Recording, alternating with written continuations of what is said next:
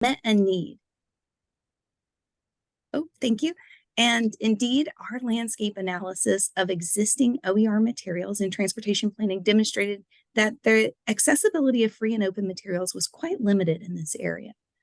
Much of the past work in OER production, as you're probably well aware, has occurred in general education and often for undergraduate instruction.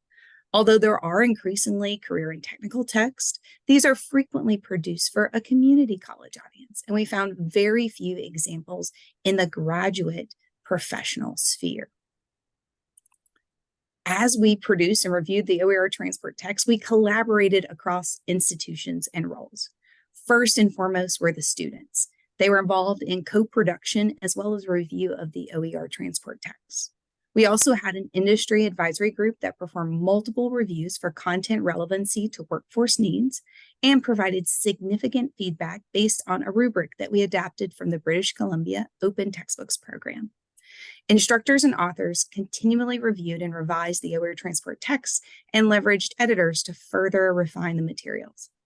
Last, but certainly not least, our colleagues at the library were instrumental in providing fair use guidelines and centering accessibility. Next, we'll hear from Jessica McLean at UTA Libraries.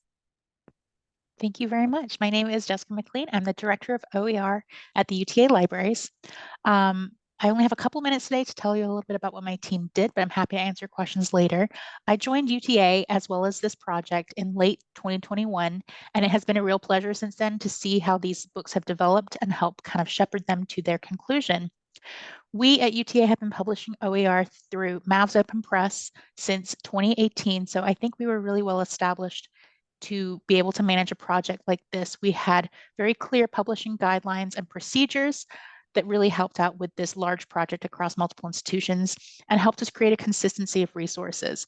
So it was very clear at the end that even though there were multiple authors, multiple institutions, and 6 very different books, they all appear to be within the same collection. My team was able to help out with questions on copyright and licensing, providing technical support for some of the tools I'll talk about in a moment, and generally helping to solve problems of, I would like my book to do this, I would like my book to look like this, and helping the authors figure out the best way to do that within our guidelines, including our accessibility guidelines. So we have a accessibility procedure where each book is checked twice along the publishing process. So that's a great opportunity for authors to get a sense of which parts need to be improved in order to make sure these resources are as widely accessible as possible to as many people as they can be. The tools that we made available to the authors included Pressbooks, which was our online publishing platform.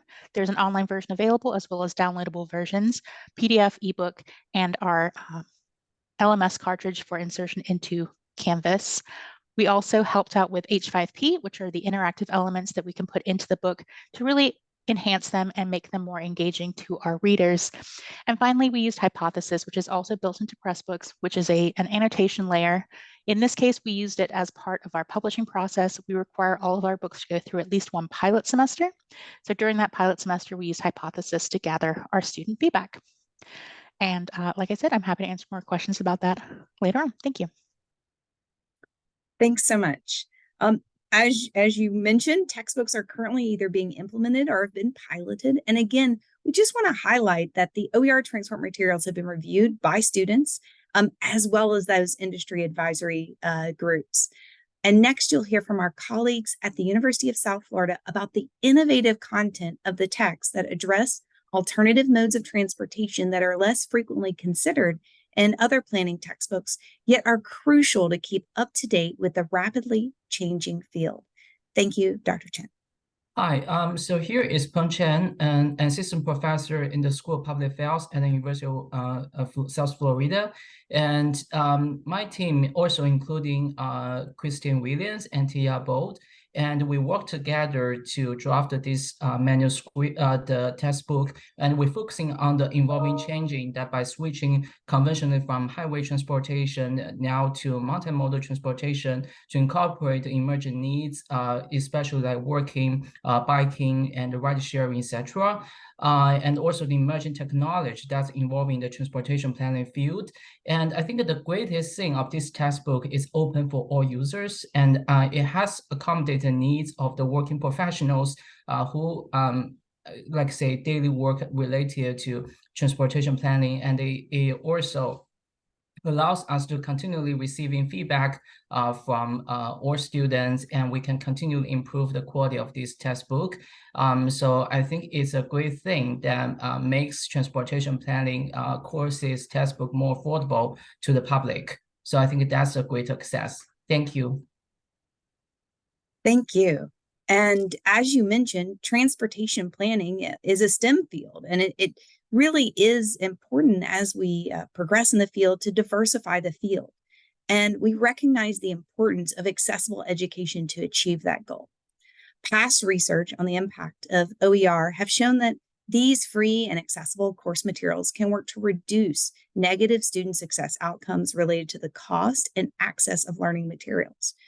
As we know, OER can help, with things like purchasing the textbook. You don't have to worry about that. Even registering for a specific course because of the expense of the textbook, or earning a poor grade in the course because of lack of access to materials, or even dropping the course. We wanted to examine the costs that would be saved from use of the OERTransport text for each of the 6 textbooks and courses related to that. And in some cases, as you see, the single custom OERTransport text replaces multiple expensive textbooks, as is especially the case with our colleagues at Cal Poly. Here's Dr. Pande to tell you more about the fundamentals of transportation for non-engineers, which saves nearly $500 in student costs. Thank you, Amber. I appreciate the opportunity. And one thing I want to say, I want to acknowledge my co-authors, Ms. Peyton Ratto and Dr. Ahmed Fareed. And just want to mention that Peyton Ratto was actually one of the students who actually did this dual master's program that we have on offer in engineering and planning. So a little bit about the background of this textbook. This textbook is designed for folks who want to do this dual degree in planning and engineering. And as we are seeing a whole lot more in the transportation profession, there is a need for engineers and planners to work together. I don't think that has been traditionally the case. And I think the dual degree that we offers a lot of value to the transportation profession to do this, to have more planners participate in the transportation engineering, and at the same time, engineers have more exposure to the planners and how planners think. And one of the challenges of this program is that a lot of students that we admit in this dual degree program come from non-engineering backgrounds. And in the past, in our program, we have made those students take freshman level mathematics, physics, and statistics courses to be able to actually take before they can take any of the transportation engineering courses. And that creates a significant barrier to getting admitted to the program. So this textbook actually not only replaces 3 different textbooks. The way we have done this work is that we have created an accompanying Canvas course portal, and I'm happy to provide the link for that so that people can copy that over if your institution also uses Canvas. Is that in addition, there is an accompanying Canvas course to this book that can actually, at least for our institution, for our requirement, has replaced 3 different courses, the freshman level math, physics, and statistics courses that are, folks who are interested in this dual degree, dual master's program do not have to take. I think what this textbook does is it provide basic knowledge and interactive assessment tools to master the prerequisite essentials.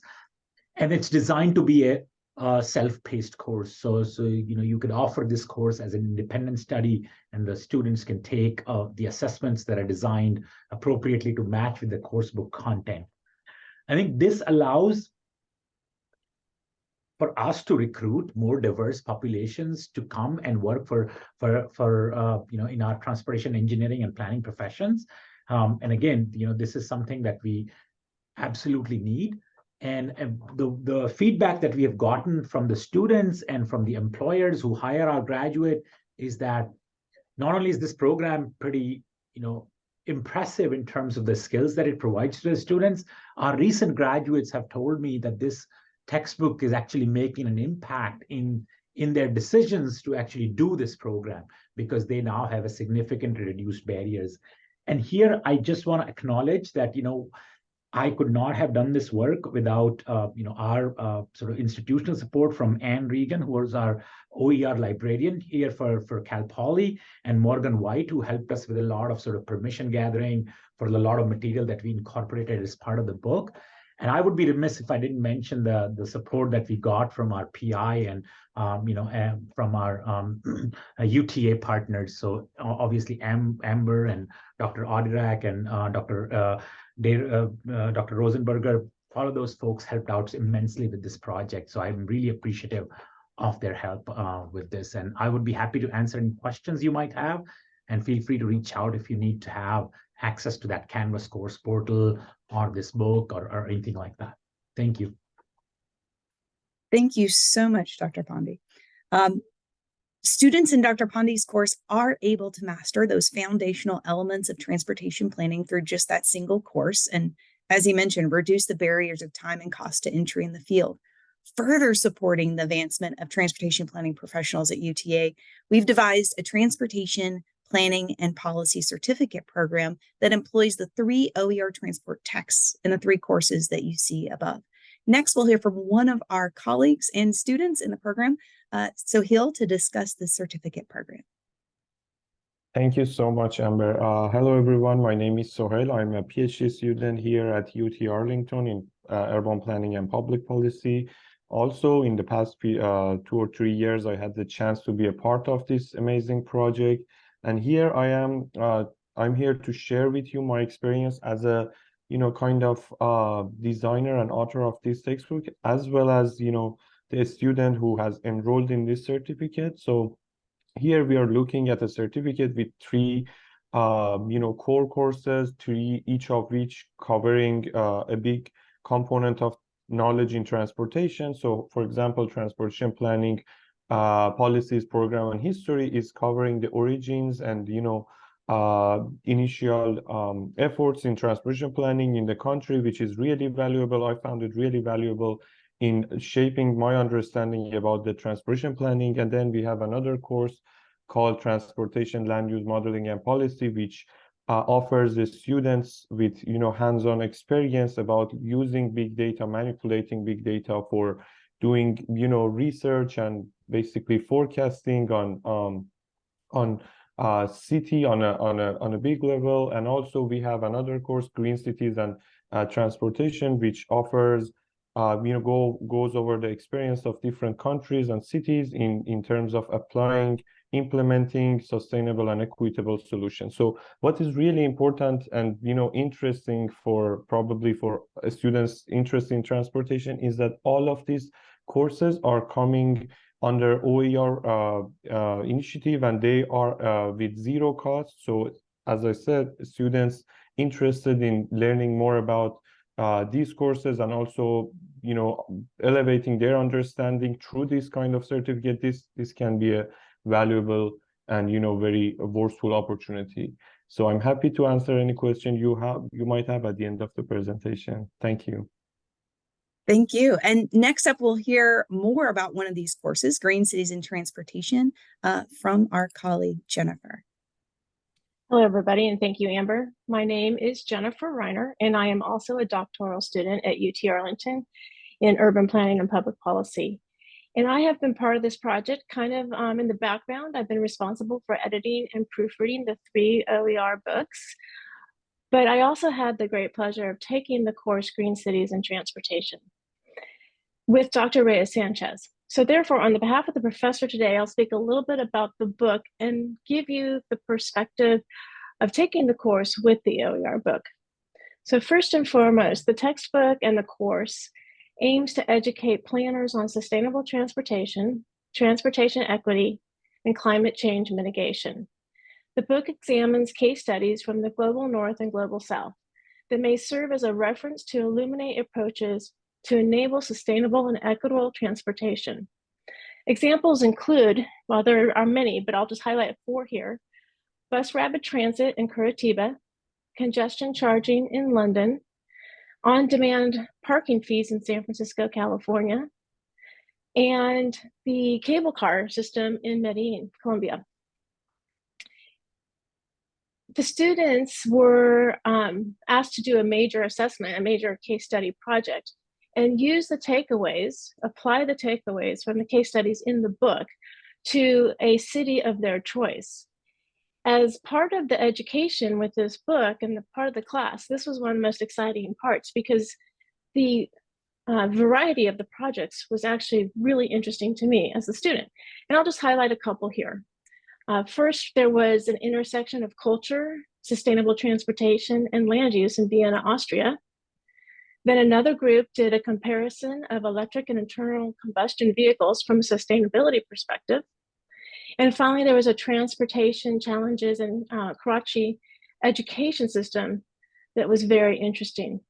So the highlight of using the OER book in this class is not only the content and the instructor, but also its adaptability, as new case studies can easily be added and existing case studies can be updated to stay in line with the fast pace of transportation innovation.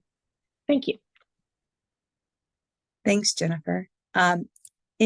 As we move now into our dissemination phase, as we mentioned, of our project, we hope that other institutions will also consider adopting OERTransport texts as part of their curricula in training transportation planning professionals. There are a number of other planning programs at institutions across the nation that we feel could adopt one or more of the 6 OERTransport texts.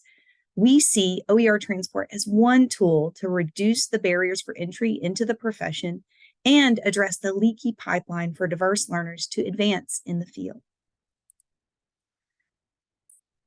We want to highlight a few of our innovations that we've discussed and also consider this potential model for others to consider in their future OER work.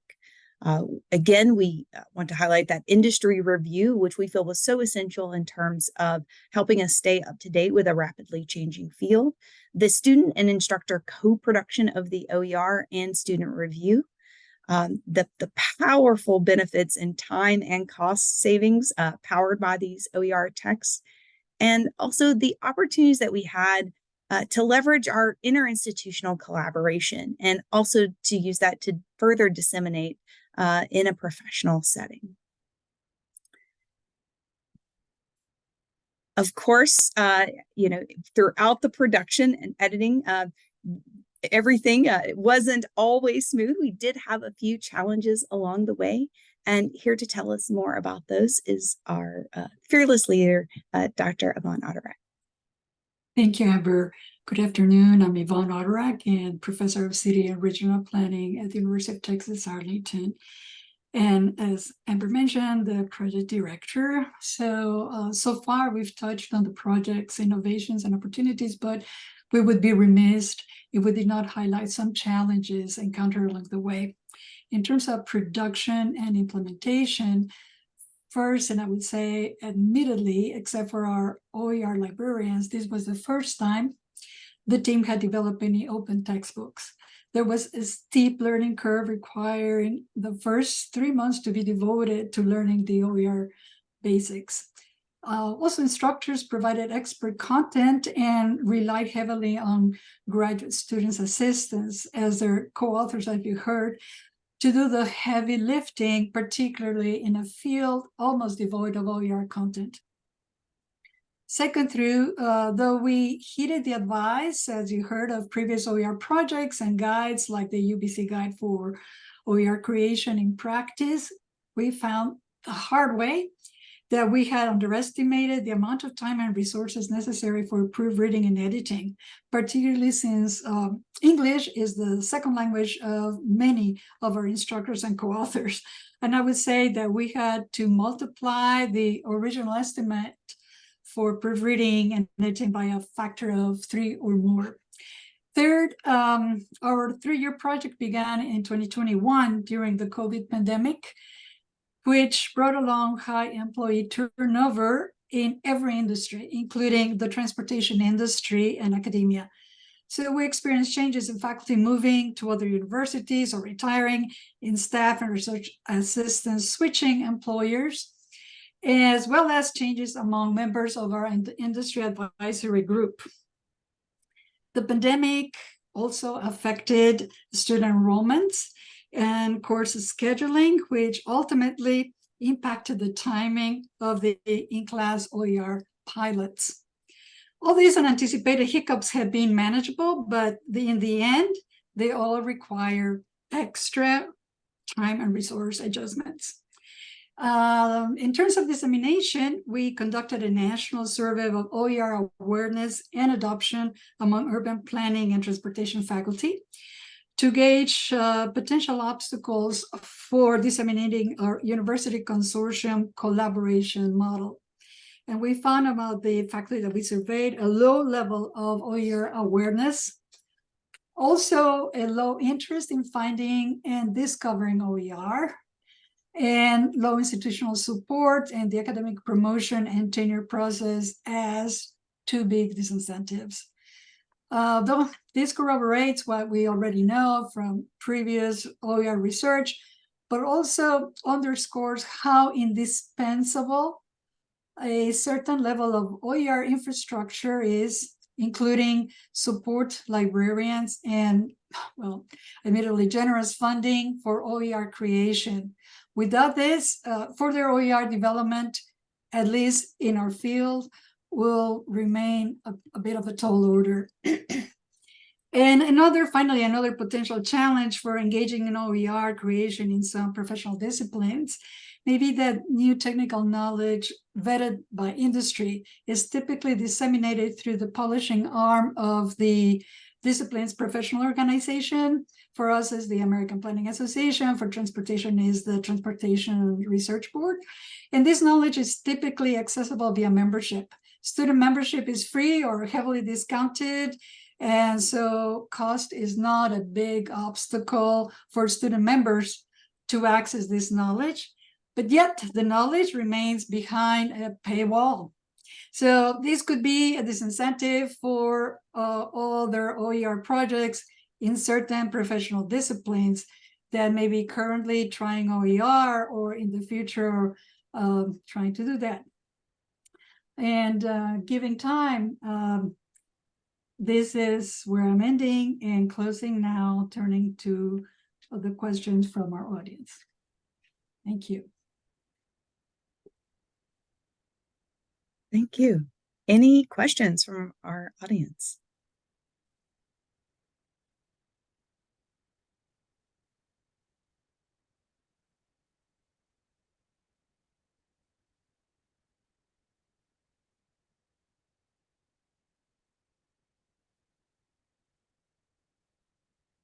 I see in chat, Emily asks, curious to hear more about the industry advisory review. Did you ask them to review for specific things, provide a rubric?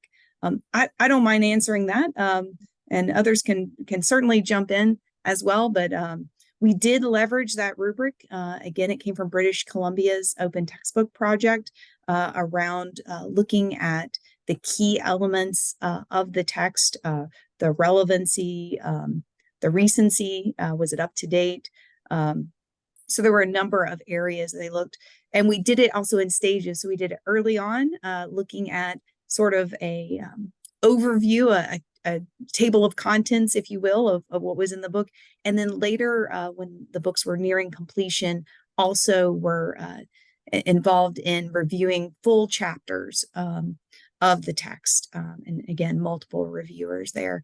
And I feel like we got valuable feedback from those reviews that, again, enabled us to ensure that what we had in those textbooks remained up to date and met industry standards for our students graduating, again, with these certificates or from these programs to enter the workforce. So thank you for that question.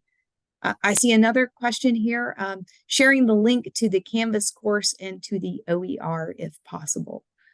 So I think we're still finalizing a few of the OER, though they are discoverable, the ones that are in those publication phases in the MAVS Open Press through UTA libraries. And I'm sure Jessica has that link handy somewhere and may be able to put it in chat as we're, it's a little harder for me sharing. But, and then Dr. Pande, if you wanted to to put that link in the chat as well, or share anything there?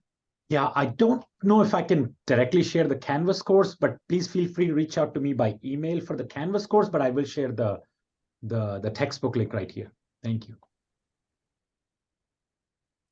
We have another question, which I may refer to Jennifer and Soheil, because they also took some of these courses. So curious, with the students using hypotheses for their feedback, did they embrace using that for feedback? And what process did you use to then process their feedback from hypothesis?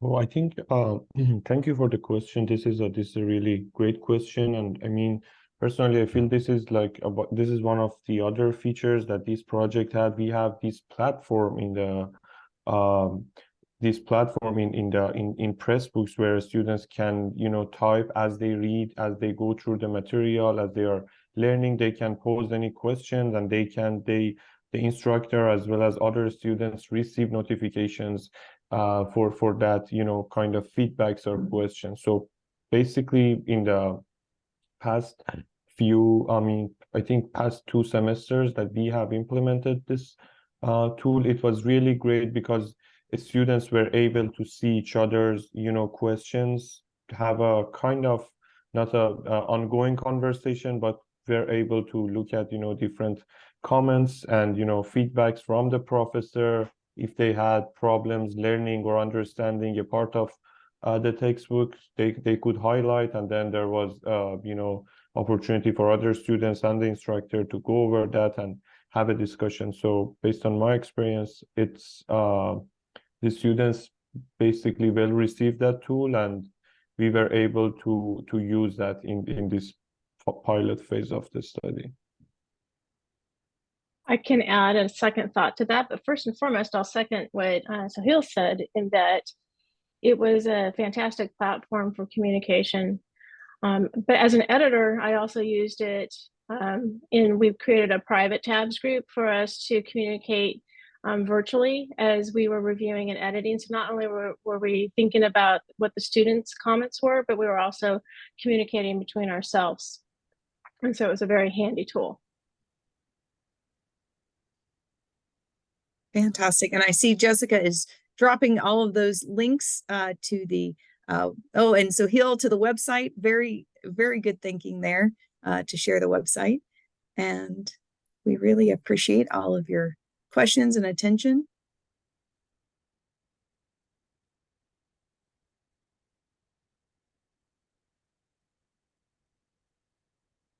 Any other questions for any of our folks that presented today? I want to just further thank everyone. And thank you for the email there.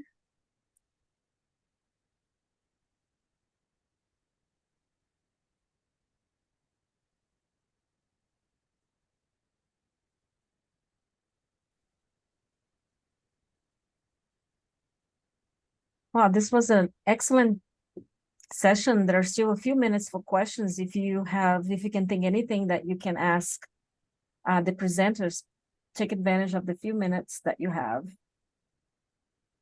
Yeah.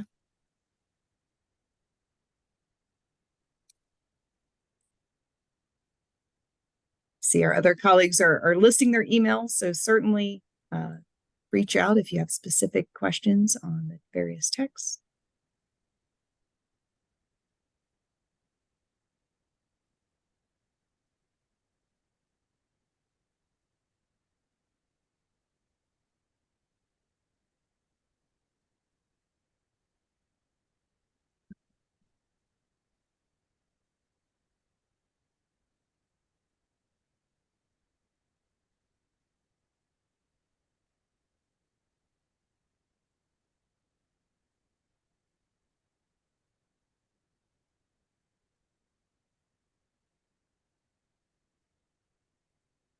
And again, we appreciate your feedback here and hope that for those who are interested, you can see some of the work that's been done. And also, if you at your institution have urban planning and transportation planning, please certainly share this as an OER opportunity for those professors.